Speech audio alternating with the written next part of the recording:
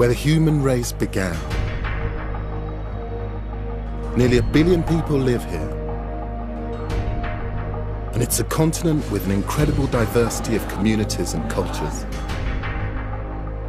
Yet we know less of its history than almost anywhere else on Earth. But that's beginning to change.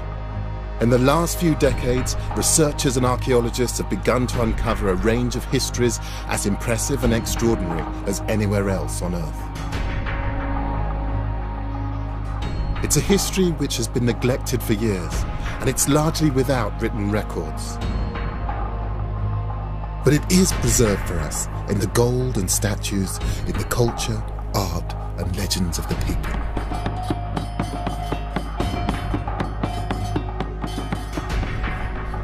My name is Gus Casely-Hayford. Over many years, I've studied the history and culture of Africa. As an art historian, I'm used to drawing stories from mute objects from the past. I'm going to discover the history and find out what really happened to the lost kingdoms of Africa.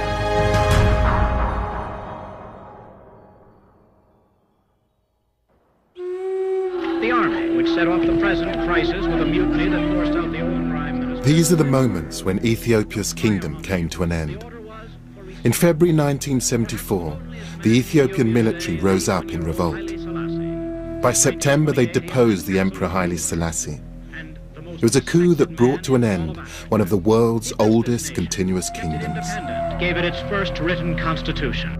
Realizing that times must change, he has decreed constitutional reforms be made, apparently with a view toward making Ethiopia a constitution. Haile Selassie was the last emperor of a dynasty that claimed it could trace its roots back thousands of years. And orderly. The country is now a democratic republic, but Ethiopians haven't forgotten their kingdom's proud past.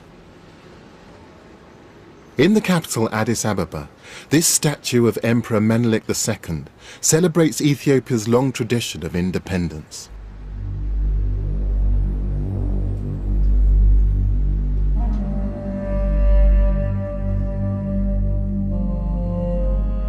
At a time when much of Africa was being colonized by European powers, Menelik II's army fought off an Italian attempt at conquest.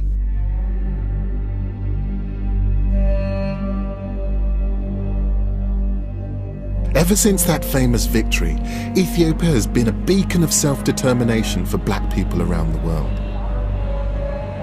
But I'm here to get back beyond that to the ancient history. I've got here the Kebra Nagast, the glory of kings, the story that tells you of all of those kings, those ancient empires. And I want to get behind that and find out exactly what made this country. The book I'm carrying is a modern translation of the most important text in Ethiopian history. The Kebra Nagast was written in the 13th century. It sets out the lineage of Ethiopia's emperors. It makes some grand claims. It says the dynasty began in 950 BC, and that the first emperor, Menelik I, was the son of illustrious parents, Solomon, king of Israel, and Queen Makeda, better known as the legendary Queen of Sheba. The link to the Old Testament gave a legitimacy to the Ethiopian Empire. But is there any truth in it? Is there really a connection between Solomon and Sheba and the Ethiopians? That's what I want to find out. No.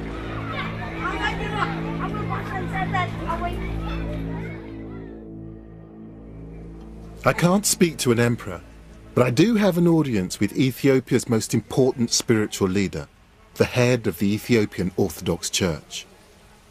As with most ancient kingdoms, the Ethiopian emperors claimed their power came from God. Church and state were inextricably linked. So evidence of the origins of the church might throw some light on the history and origins of the Ethiopian kingdom. Could you tell me something about the history or the origins of the Ethiopian church? 1,000 years before Christianity, Ethiopians have accepted officially the Old Testament order, and they have followed for 1,000 years. So we accepted Judaism, and then we accepted Christianity. Now it is 3,000 years old altogether. According to the patriarch, Ethiopia's Judeo-Christian tradition does date from the beginning of the Ethiopian kingdom. He says that the faith and the emperors came together. The foundation of this belief lies in the astonishing claim that the very basis of Judaism is actually here in Ethiopia. He tells me that the Ark of the Covenant containing the Ten Commandments was brought here from Jerusalem by Menelik, the son of Solomon. The Ark of the Covenant and the Solomonic descent comes together. The Ark of the Covenant is with us in Ethiopia. Can that really be true?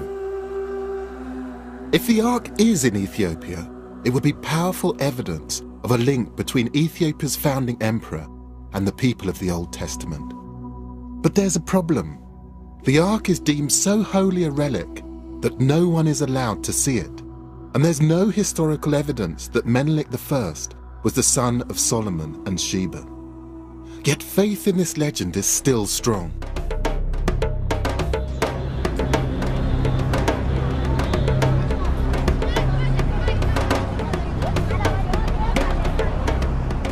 I want to find out why it endures and discover whether it's true. I'm going to look for continuities that might appear over centuries in religious traditions, in language, and in Ethiopia's old buildings. I want to see if I can connect them to Solomon and to Sheba. My journey would take me from Addis to some of the most important historical sites in Ethiopia, going further and further into the past to see if I can reach the time of the Old Testament.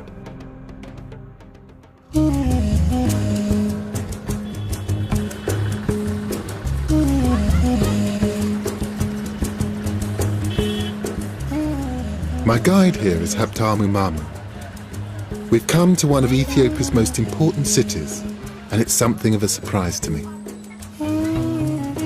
So this is the old city? Yeah, this is one of the 5 main gates of Harar. Right. The legend of Ethiopia's unbroken Judeo-Christian history isn't that straightforward. Harar is a Muslim city. It's like a warren. And it confounds my expectations in other ways too. Ethiopia's modern history has been blighted by drought and famine. But in places unaffected by shortages like Harar's market, trade is brisk.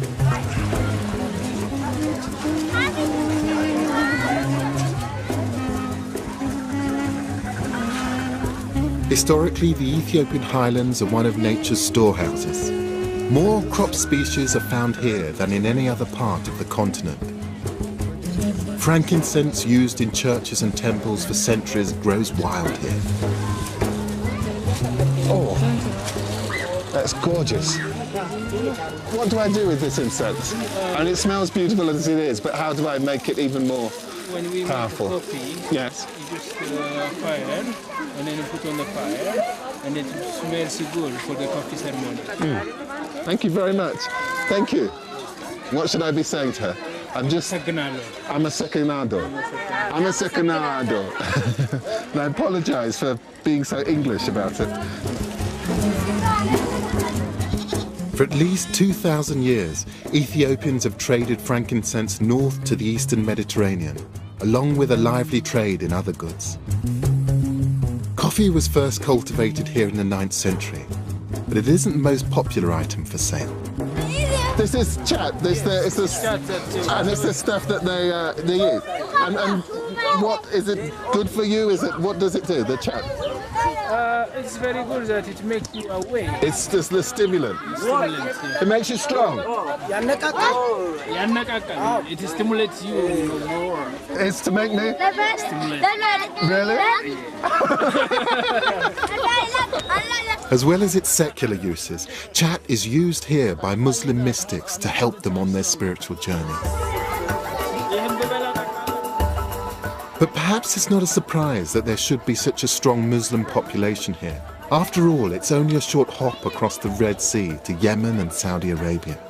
But what is remarkable is the role the Muslim population played in maintaining Ethiopia's independence, shoring up the relationship between Ethiopian Christianity and royal legitimacy. Back in the 17th century, Ethiopian Muslims made common cause with Ethiopian Christians in a deal brokered by Emperor Fasciladas.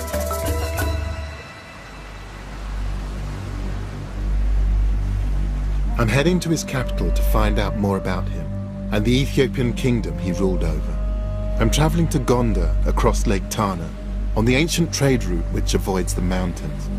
The unlikely alliance of Christians and Muslims came about as a reaction against foreign interference. During the 16th century, the Portuguese arrived with two purposes in mind. One was to take over the Muslim trade routes. The other was to find a mythical Christian ruler called Prester John. They travelled right down the west coast of Africa in search of him.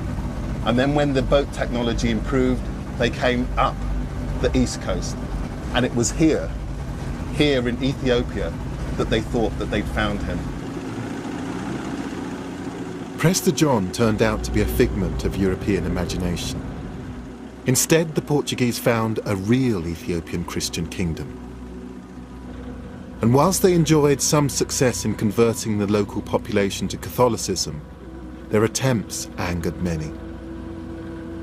A foreign imported version of Christianity united Ethiopian Christian and Muslim alike under the banner of Emperor Fasciladas. They expelled the Portuguese and executed their Jesuit priests. Ethiopian traditions were again free from outside influence. Some seem unchanged to this day. Papyrus canoes like this one have been used here for thousands of years.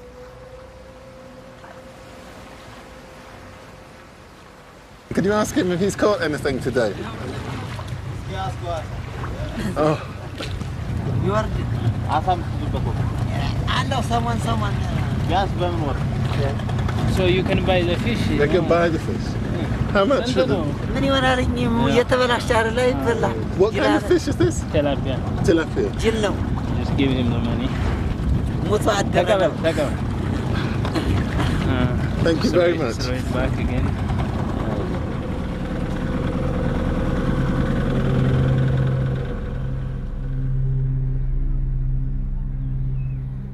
To the north of Lake Tana lies Gondar, Ethiopia's 17th century capital. It's dominated by an impressive castle. The city was built by Emperor Fasciladas in 1635, the man who brought Christian and Muslim together in common cause. I've arranged to meet the curator here, Getch Yigso. Hello, sir. Hello, Getch. Yeah, you're welcome. Lovely to meet you. Good. This is so spectacular. So what am I looking at here? You'll see a real African castle. This is really the first place black people who live in a castle. In a palace in Ghana and in Morocco, in Tunisia, such castle. This is the first and only castle. The man who built it was determined to defend Ethiopia's independence. Getch tells me that Emperor Fasciladas was a strong leader in control of a significant capital. Oh yeah, because in Ghana at that time there was about 60,000 inhabitants, you can imagine. That was 400 years ago. It's a big town. So we're able to imagine that he was so kind and very visionary man, very wise man. That's why he built such an edifice, an impressive castle. Fasciladas wasn't just displaying his power with this building. There are telling clues that he was also asserting his legitimacy by reminding people of the link to King Solomon and the people of the Old Testament.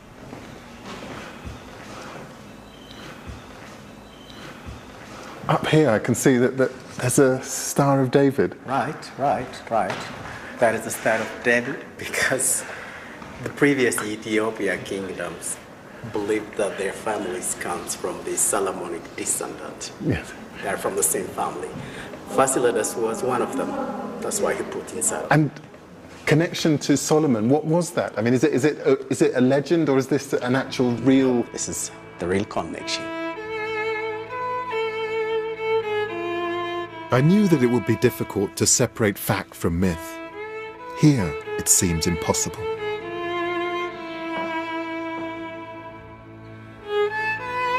Of course, the Star of David is only one hint that the emperors claimed to be descended from Solomon. I'm wondering whether there is anything else in this castle that points back to the world of the Old Testament. For me, the best way of getting a real sense of the building is to sit down, just spend a few quiet minutes, just sketching. I suspect that Fasilides may have been more influenced by outsiders than he would have cared to admit. The battlements look Portuguese to me, and the domes look east towards perhaps India. But I can also see what looks like a curious technique in the way the long wooden beams have been used in the stone building. I'm particularly interested in how the architect has used this beam to support the masonry, and it's a wooden beam. It's quite unusual for it to be that long. The beam's unnecessarily long for its function. My hunch is the design may be a throwback to an earlier time. It's almost like an architectural quote. To see it here in this site where they've absorbed influences from all over the neighbouring regions is absolutely fascinating. Details like the beam suggest that while there were some outside influences on the kingdom, local heritage and traditions were fundamental. And the execution of the Portuguese Jesuits shows the emperor's determination to defend the distinctive role of the Ethiopian Church. Just as in Western Europe, many of the oldest buildings still standing in Ethiopia are churches. And I feel sure these buildings can tell me about the relationship between the emperors, their faith, and their history. This church was built by Emperor Yasu, a close successor to Fasilides in the 17th century.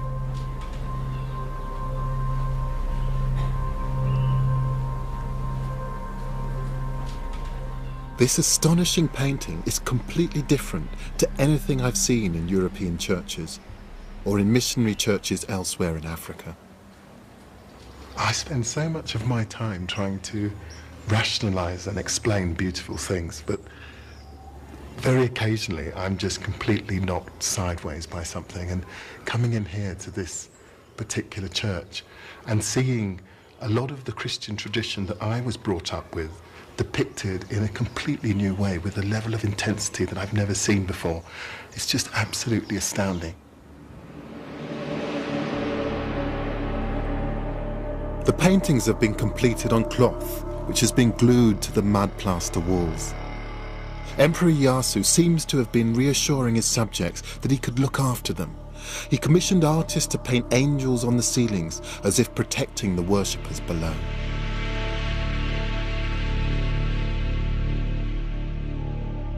It's a stunning example of the individuality that the emperors were so determined to preserve.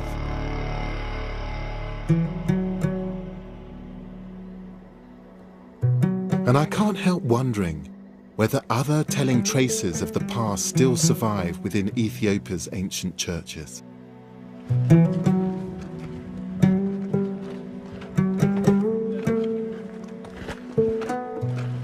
It's Sunday morning, and I'm going to a service at a church far into the highlands of East Gondar.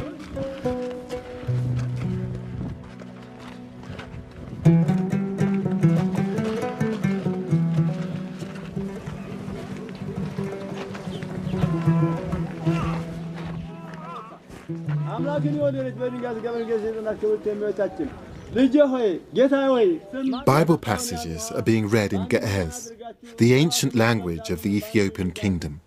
It's related to Arabic and also significantly to Hebrew, the language of the Old Testament and King Solomon himself. Haptamu says that no one speaks it now. For Ethiopians, it's like the Latin Mass. But this isn't the main event. The crowds are outside a cave. And it's this cave that has the real significance here.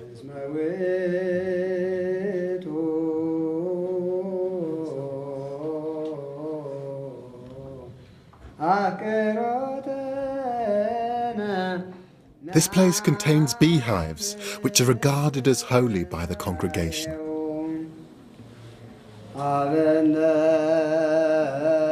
That's how they make the honey from the ceiling of the cave.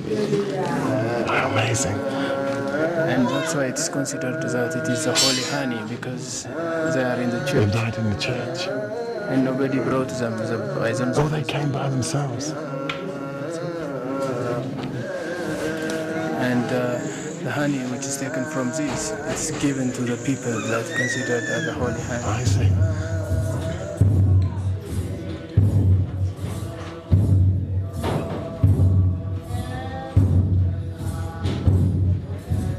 You can really feel a palpable feeling of people believing in this place.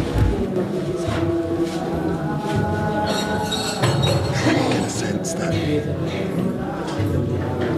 it's not just communing with God, it's making contact with a very profound past.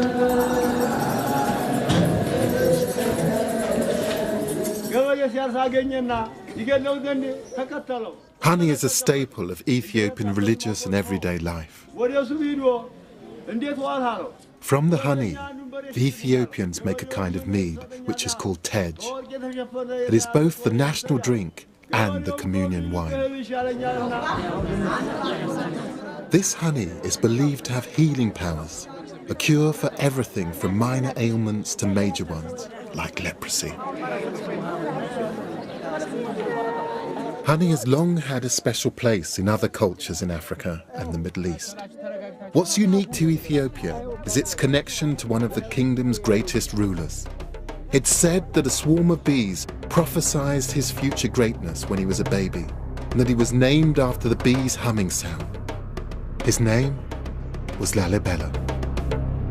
The city he built, which today bears his name, is a place which has no parallel with anywhere else on Earth. I've travelled east from Gondo. Now I'm heading to one of the most important places in Ethiopian history, Lalibela.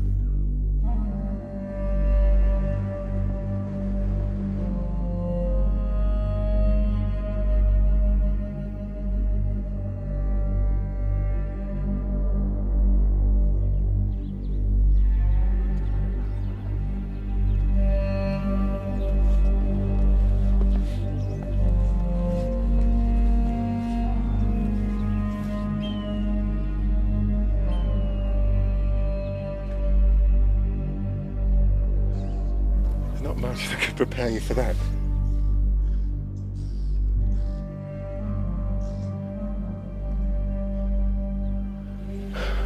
It's just astonishing. This is one of the churches of Lalibela. They've been sculpted out of the mountain, each one carved from solid rock. You get a sense of just what a huge amount of energy it must have taken to excavate this hole and to do it with such incredible precision. Every single one of those angles is just so precise. You can still see the subtle incline of the hill on the roof, but the actual body of the church. And if you designed it, made it in concrete with moulds, you couldn't make it more precise. It's just astonishing.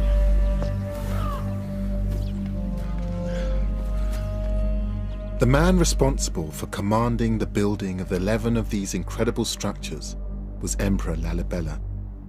But according to the Kebra Nagast, which was written more than a century after these churches were built, Lalibela was an interloper, a member of a rival dynasty which could not claim Solomonic descent.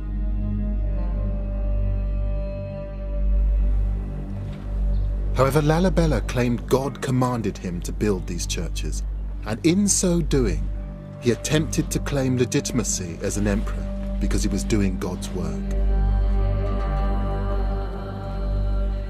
A legend grew over centuries that the buildings were completed at superhuman speed. But recent research by a team of French archaeologists, led by François-Xavier Fauvel, suggests otherwise. Usual story on Lalibela says that the whole churches were built at the same time during a very short period of time, whether it was 3 nights and 3 days or 24 years. Yes. But basically this is the same story. And now we are starting to expand the sequence, and which covers now a number of centuries. Yes. We have occupations here, human occupation, centuries before the 13th century, and the architectural program of Lalibela develops on 2 or 3 centuries, from the 12th to the 15th century at least. We can go inside here. There's still a great deal that historians don't know about Lalibela. It's unlike any other archaeological site, in that it's almost a case of archaeology in reverse. So in that way, it is not an archaeological site, and it is, and you have to wash your mind about all this kind of previous way of thinking about architecture and archaeology. Instead of having successive deposits, you have just successive removals of stone, and instead of having this deposit accumulating and giving you information about the successive occupiers of the place, you have people who, the more they removed, the more they erased traces of people that were here before. The French investigations are expected to go on for at least 4 years. Emperor Lalibela left an intriguing legacy, one which underlines the uniqueness of his kingdom. It's down here outside, when you don't actually just have the light radiating straight down onto it, that you can begin to see just the intensity of the colour of the rock. And it almost glows. It just blows you away because it's completely unlike anything I've seen before. And that isn't just in terms of the design, but it's just thinking about, what does it take to do something like this?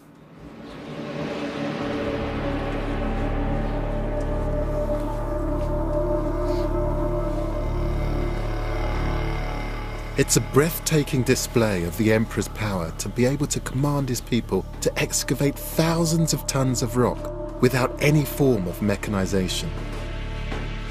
And it speaks of the cosmopolitanism of this part of Africa at the time.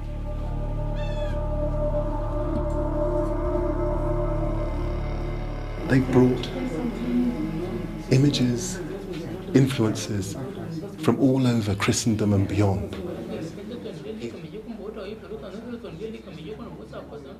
I look at the influences and I'm just amazed that there's a two-headed eagle that you might see in Constantinople. There's a Star of David, and in the centre of the Star of David is a cross. And in the friezes above the arch are what look like Greek icons. It's an astounding coming together of different cultural influences to create something which certainly aesthetically works, but also sends a signal about this being a new centre of religious thinking, a new Jerusalem.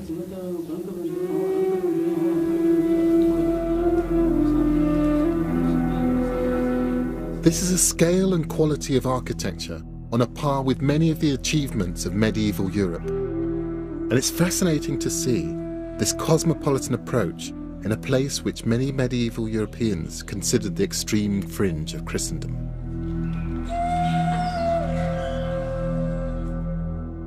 Thousands of pilgrims made the journey here to worship, and 700 years later, they still do.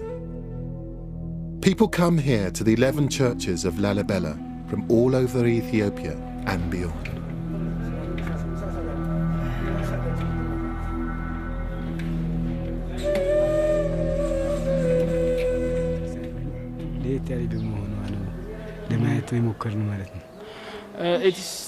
We heard that it is totally different from other churches, and religion-wise we are told that if a person go to Lalibela and see, if you make a pilgrim, you will be righteous, and from generation to generation.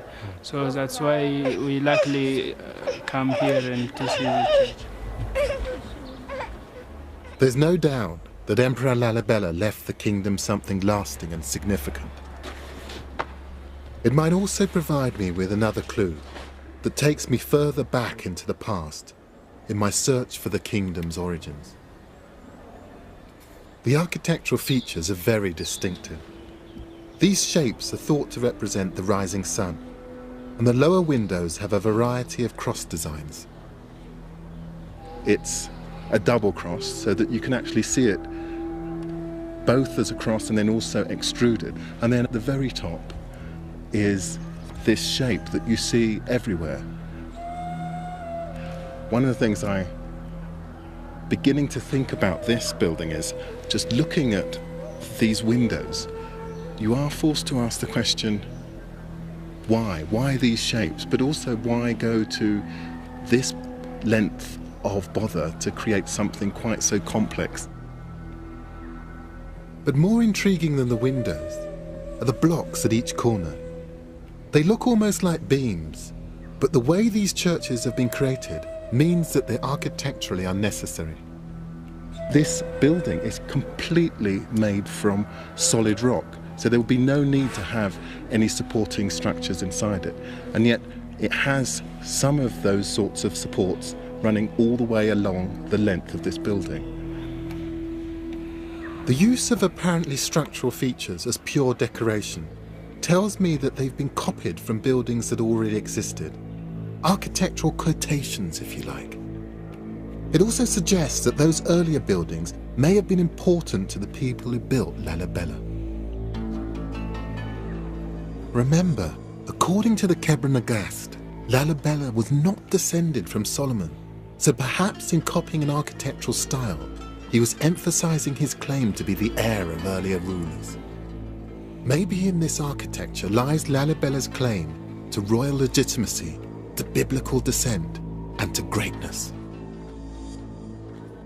But I don't know how old the buildings that inspired Lalibela might be, or whether they lead to a connection between the kingdom and Solomon and Sheba.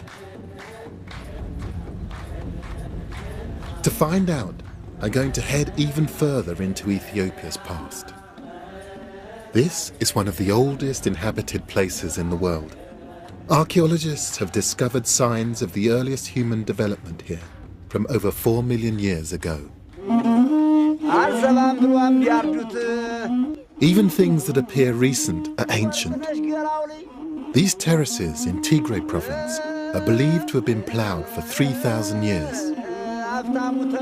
In pre-colonial times, Ethiopia was the only sub-Saharan country to use the ox-drawn plough, a crucial step away from the pastoralist culture of the rest of the continent further to the south.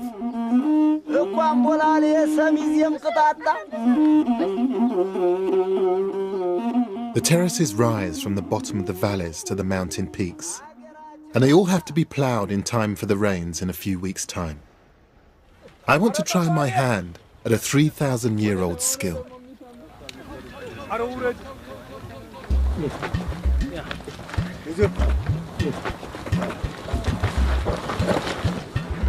a natural. How do you get out of Etiopia? Hit, fellow. I nearly had my eye out there. How do I stop them? What do I do to them?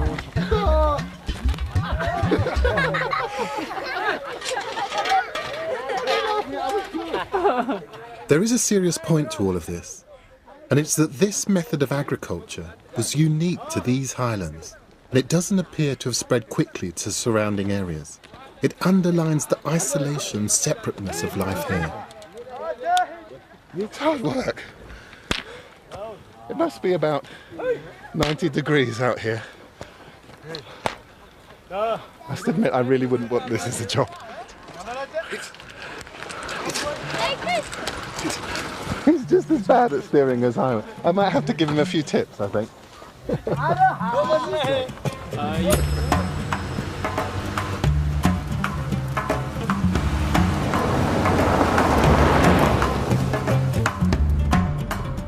We're 10,000 feet above sea level here, and visitors to towns like this are unusual.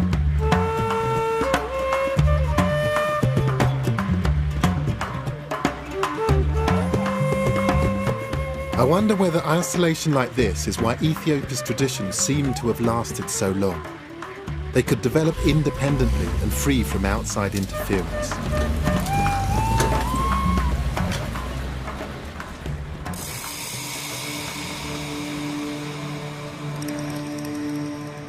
But there are few places in the world more self-consciously cut off than my next destination. In the far north of Ethiopia lies Debre Damo, one of the most important sites in the country.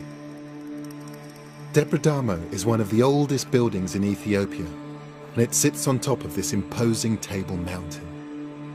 It's a monastery dating back to the 6th century, and its famed isolation is justified. The only way to get to it is by climbing a rope made of goat skin up a steep cliff. And hopefully do a quick prayer for us as well. I need all the help I can get. Good luck, Haptamu. Thank you. It seems like a good idea to send Haptamu up first. He can show me how it's done. Oh.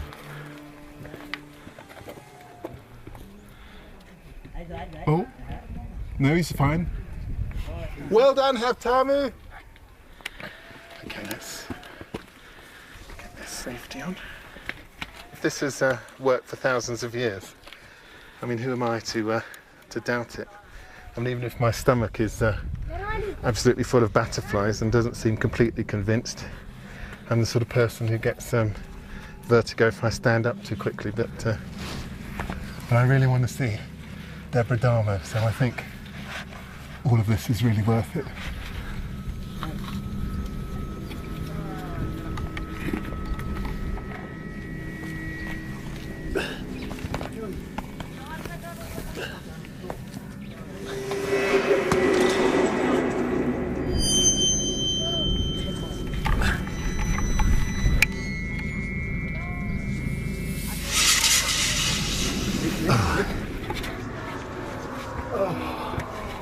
Oh,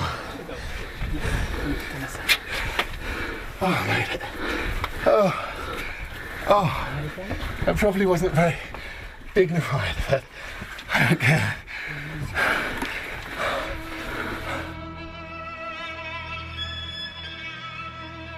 Just look at those views. We're right on the top of the world. Coming up here, getting up here, I wouldn't have missed this for the world. It's just amazing.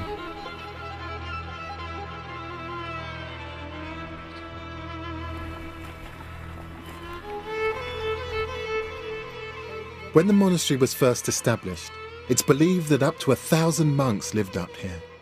Today there are around 300.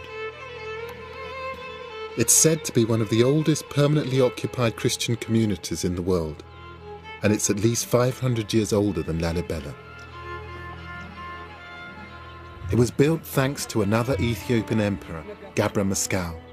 He ordered the construction of a colossal ramp to help get building materials up onto the plateau. Once the monastery was completed, the ramp was demolished and Debre Damo was isolated once more.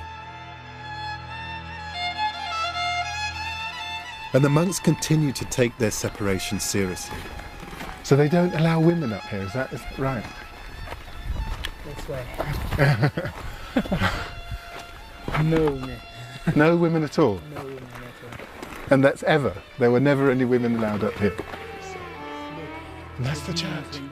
In fact, Ever since the 6th century, they haven't even allowed female animals to be brought up from the valley floor.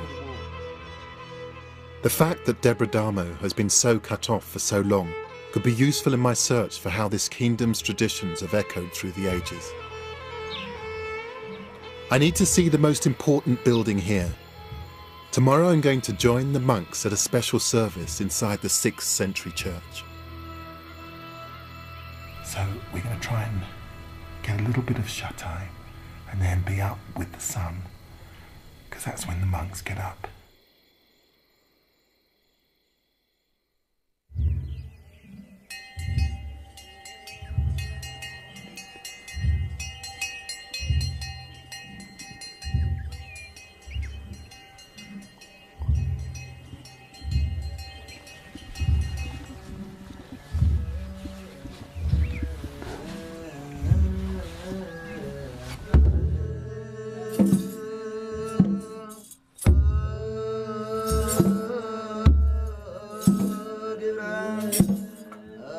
Like every religious ceremony I've seen in Ethiopia, their unique approach to Christianity is evident. But it isn't just the service that's catching my eye, it's the building it's being held in. The most amazing thing is to see some of the features that I saw earlier in my trip, but used structurally. You begin to get a sense of that history that was being evoked by the architects of Lalibela and Gonda. But here, it's actually holding up this structure. This was what they were echoing. Here are the square-ended beams I saw on the corners of the windows at Lalibela's rock churches. The rising sun window designs here too.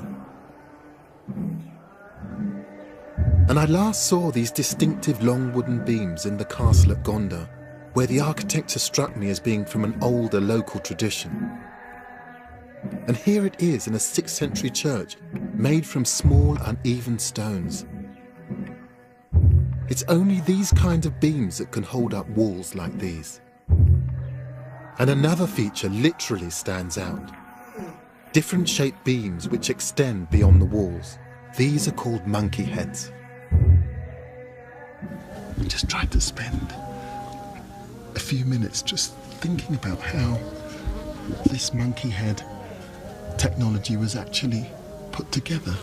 And what I think is that these heads represent the end of a sort of dumbbell-like piece of wood that sat across a beam. And basically, because the ends were wider than the body of these structures, it actually meant that the pressure from above helped to keep the building taut. This actually meant that you could actually build more than one story on these buildings.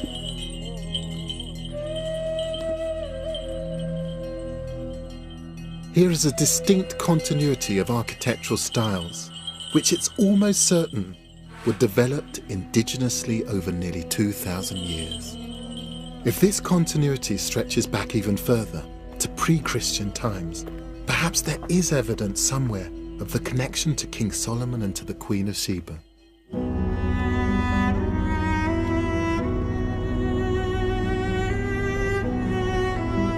Debre Damo deliberately cut itself off from the world. My next destination was once the busiest and most important city in Africa, Aksum.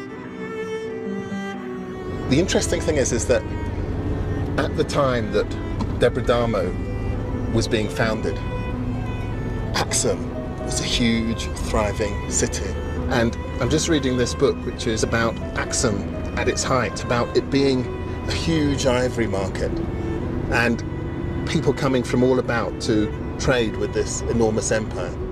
The book is The Periplus of the Erythraean Sea, a 1st century travel guide which describes Aksum as a thriving, bustling city. In fact, other documents of the time ranked Aksum alongside Rome, Persia and China as one of the 4 great world powers. Given its significance, I think it's remarkable we know so little about its history. After all, Aksum has a considerable claim to fame. This, according to Ethiopians and their Orthodox Church, is where the son of the Queen of Sheba and King Solomon actually brought the Ark of the Covenant 3,000 years ago. Ethiopian Christians believe that beyond these walls is one of the foundations of the Judeo-Christian tradition, the Ark containing the Ten Commandments. Until 1974, that Ark was the cornerstone of the legitimacy of the kingdom itself. The existence of the Ark here would go a long way to prove that the Ethiopian dynasty of emperors was founded by King Solomon and the Queen of Sheba. It would confirm the legends that have lasted for centuries. But the Ark is deemed so holy that no one is allowed anywhere near it. I can't go beyond this point here, because in that chapel there is where the Ark of the Covenant is said to be held. Security is tight, and it must be kept that way to maintain the faith in the foundations of the Ethiopian Orthodox Church, and by extension the legitimacy of centuries of kings. If the Ark is not inside this building, then the foundations of the church and the Ethiopian royal line would be destroyed. But the Ark is not the only potential evidence of this kingdom's ancient heritage. My search for Ethiopia's past continues right next to the Ark's purpose-built resting place. And now that building may be very new, but come and have a look over here.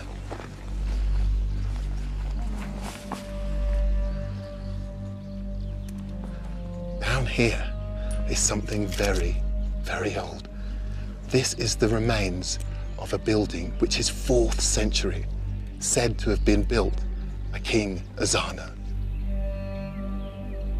Ezana, archaeologists believe, was responsible for Ethiopia's first Christian church. He was the first Ethiopian emperor to convert to Christianity. Archaeologists know this for certain because coins minted during his rule show almost the moment of Ezana's conversion. One coin has a Christian cross in its design, but another, earlier coin, shows the pre-Christian religious symbol of the crescent moon and the sun. This is hugely significant. It means that there was a continuity of ruler before and after Ethiopia became a Christian country. The Judeo-Christian tradition here does seem to be unbroken. The coins confirm another fact. By the 4th century, this was a significant, well-established kingdom. This was the only place in sub-Saharan Africa at that time known to have issued currency.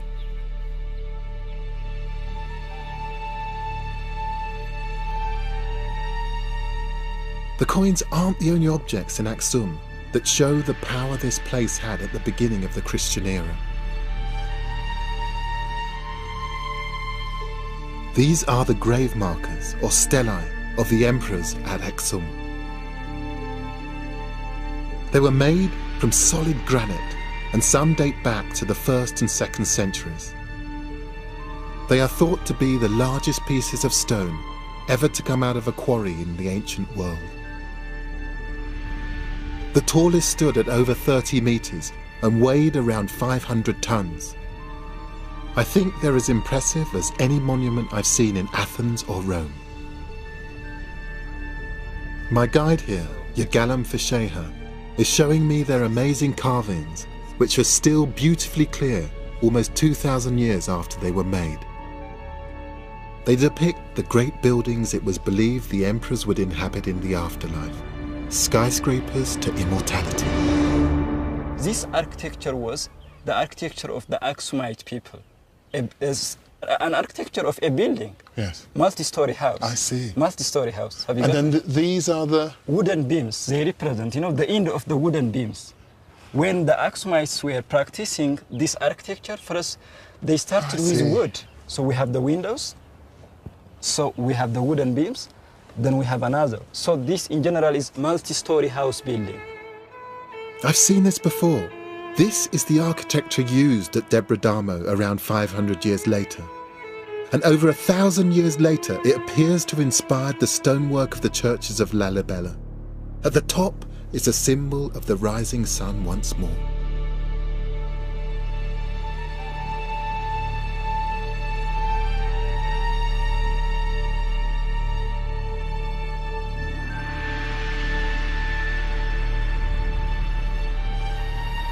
I've had just a very quiet epiphany moment when this journey has begun to really make sense. I mean, this stela, this single piece of rock, holds many of the elements that I've seen on my journey up until now, but here configured in a way that gives them a kind of sense, gives them a continuous historical narrative, which I suppose is the history of Ethiopia.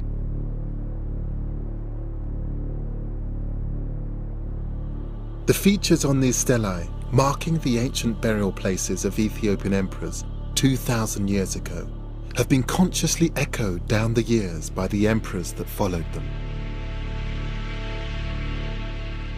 What I'm seeing at Aksum are continuous traditions taking the story of the Ethiopian kingdom back to the beginning of Christianity. But I still want to find evidence that the kingdom might go back even further, to the days of Solomon and Sheba. Yagalam has one more ancient artifact to show me. Wow, what's this? Here we have a memorial stone inscription which was written in the beginning of the 4th century by King Ezana, wow, the first Christian king of Aksumite kingdom. So what's inscribed on it? The message of the inscription is more about his military victories and more about his political power. It's a proclamation, a kind of tourist information sign, telling visitors to Aksum about the might of the emperor. And it's multilingual, the inscriptions in the local Ge'ez language, still used in church traditions. It's in the international language of the day, ancient Greek, and it's in a language called Sabaean. Sabaean was spoken only for a brief time, and only in this part of Africa and southern Arabia. Historians think it died out around the 8th century, but it first appeared around 1000 BC. It's the language of Saba, the part of Yemen where the Queen of Sheba is said to have come from. This stone is from the 4th century AD, 1400 years after the Queen of Sheba is supposed to have reigned. It's not the Ark of the Covenant, but it does point me deeper into the past in my search for the kingdom's origins. It's thought that the kingdom of Aksum was a continuation of a civilization which had existed nearby. That's where I'm headed now. Just 20 miles away is a town of Yeha. It could be the Old Testament world I've been looking for.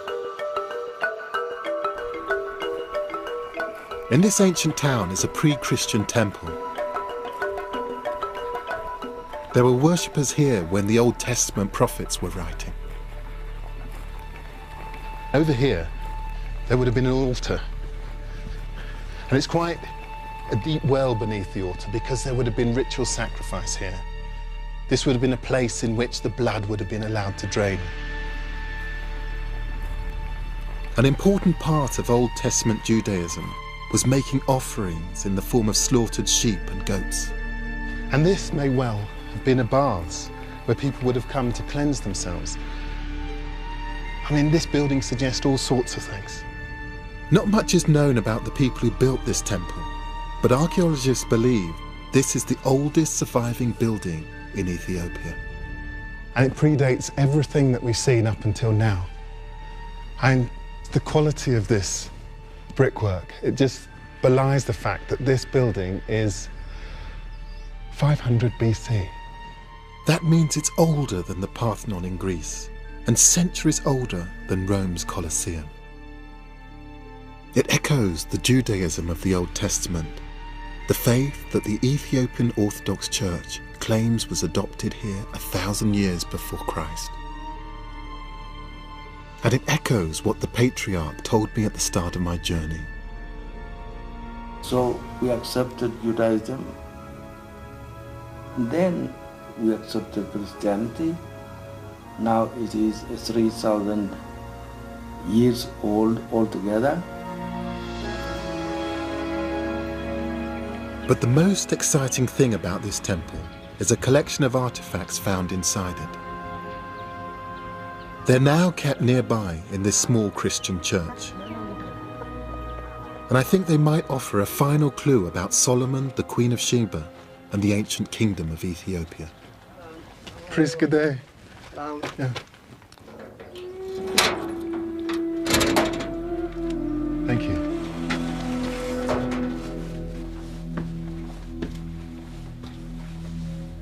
I didn't know it would be like this. There are crosses and scriptures spanning many years of Christianity. Thank you. And there's an incense burner which doesn't belong in any church. It's been carved with the pre-Christian symbol of the crescent moon and the sun. Archaeologists think it dates from the 5th century BC. And from the same era as the burner are these stones, inscribed in the language of the Queen of Sheba, Sabaean.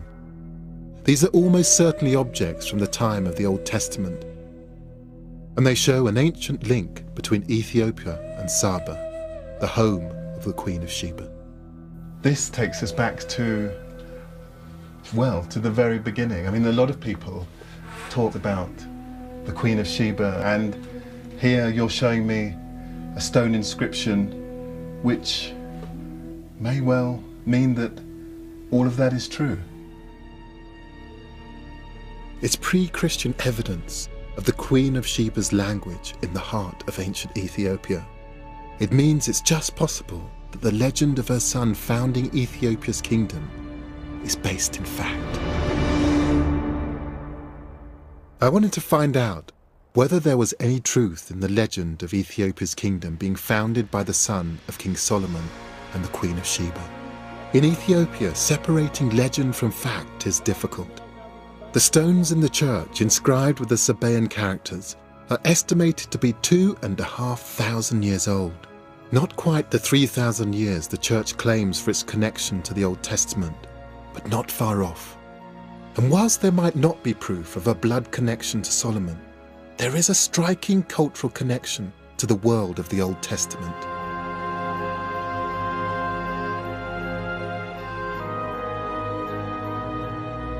It's also striking that faith in this legend has lasted for centuries, closely tied to the unique traditions of the Ethiopian church.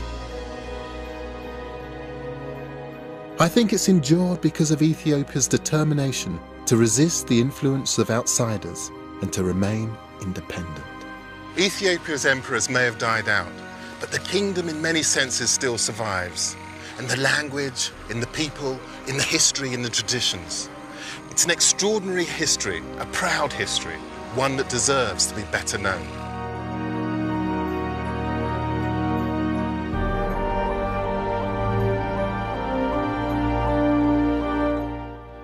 The Lost Kingdoms of Africa continues next Tuesday at 9. And later this week, Professor Jim Al-Khalili goes back to the very beginnings of life and explains how chaos theory accounts for our very existence. The Secret Life of Chaos is here on BBC4 on Thursday at 9.